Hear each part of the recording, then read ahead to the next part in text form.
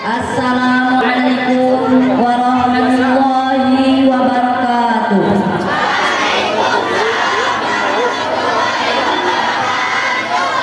Alhamdulillahi rabbil alamin wa bihi nasta'in wa ala umuri dunya waddin. Assalatu wassalamu ala asrafil anbiya'i wal mursalin wa ala alihi wa sahbihi ajma'in. Amma ba'd.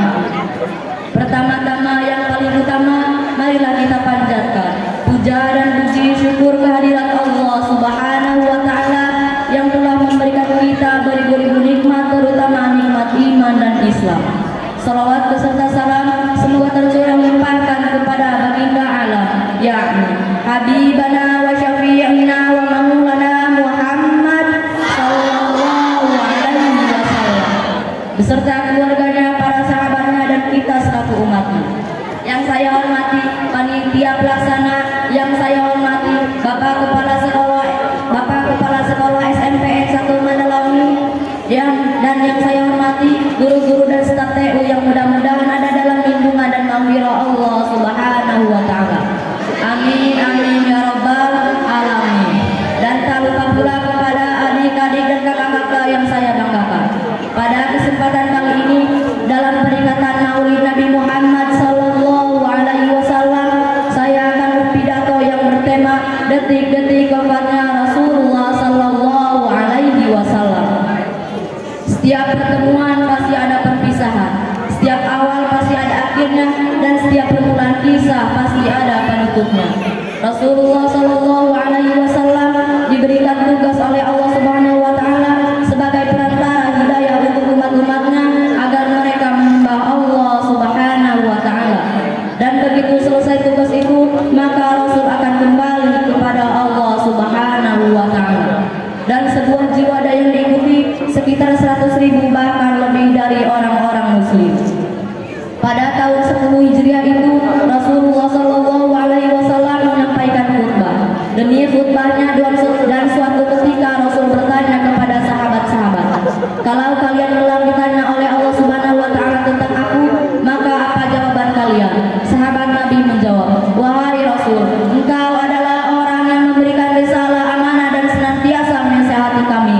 Maka Rasul katakan, "Saksikan wahai Allah, saksikan wahai Allah, saksikan wahai Allah." Begitu kata Rasulullah sallallahu alaihi wasallam. Hari terus berganti tanggal dan dengan seiringnya waktu, Rasulullah sallallahu alaihi wasallam di tahun 11 Hijriah menderita panas sakit akibat diracuni oleh wanita Yahudi.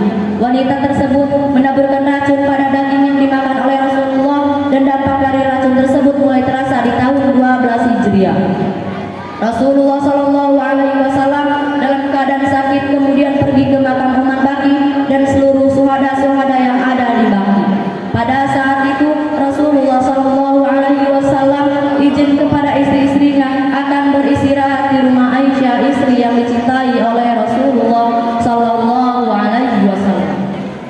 Dalam keadaan sakit, Rasul dipapah oleh Abdul bin Abbas dan Ali bin Abi Thalib untuk pergi ke rumah, untuk pergi ke masjid dan untuk pergi ke mimbar untuk khutbah di seluruh sahabat-sahabat. Dan Rasul katakan, "Aku khawatirkan dengan kalian kecuali dunia ini diberitahukan oleh kalian untuk berlomba-lomba untuk mengejar, dan dunia itu akan membinasakan," kata Rasulullah. Rasul melanjutkan lagi, "Ada seorang hamba yang diberi pilihan oleh Allah Subhanahu wa taala untuk tetap di muka bumi ini atau kembali kepada Allah Subhanahu wa taala. Dan hamba tersebut memilih untuk kembali kepada Allah Subhanahu wa taala." Abu Bakar yang mendengar itu terseduh-seduh menangis dan bersimbah-simbah, dan Abu Bakar mengatakan, "Wahai Rasulullah, aku, orang tuaku, ayahku, ibuku, hartaku, jiwaku, tebusan untukku." Rasul menenangkan Abu Bakar dan Rasul katakan, "Tenanglah Abu Bakar dan tetaplah berada di tempatmu." Wahai Abu Bakar, seluruh sahabat-sahabat merasakan dari kata-kata Abu Bakar dan air mata yang turun dari mata Abu Bakar bahwa itu isyarat dari terakhir bagi Rasul. Dalam keadaan sakit, Rasulullah sallallahu alaihi wasallam dipapah kembali oleh Abdul bin Abbas dan Abi Thalib untuk pergi ke rumah Aisyah. Pada saat itu Fatimah datang ke rumah Aisyah. Biasanya Fatimah disambut oleh Rasulullah dalam keadaan sakit. Rasul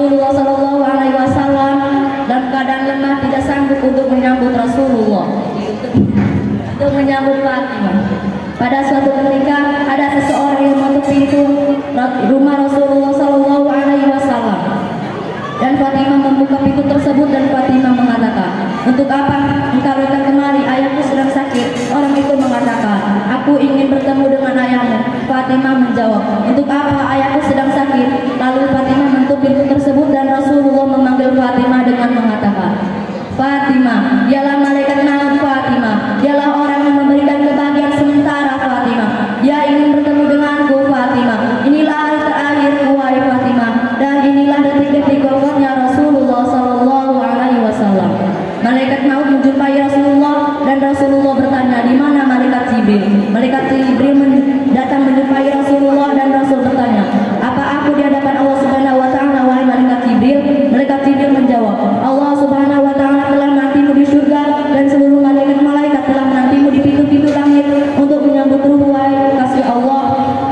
Maka perlahan-lahanlah ditariklah ruh Rasulullah dan Rasul mengatakan, "Betapa dahsyatnya rasa sakit ini, wahai malaikat."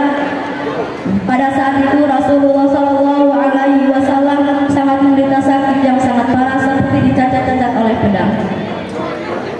Dan apa yang dilakukan oleh Rasul? Rasul mengatakan izin kembali kepada Allah Subhanahu Wa Taala.